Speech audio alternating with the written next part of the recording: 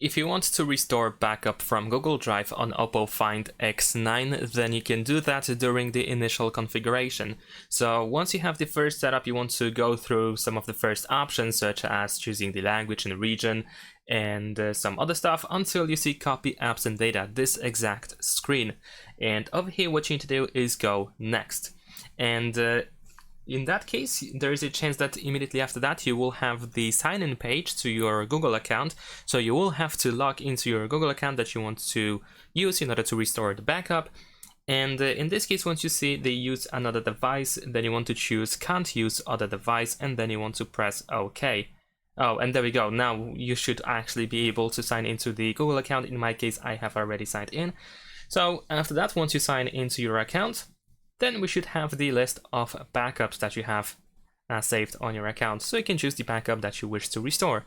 And that's pretty much it. Thanks for watching, leave a like and subscribe.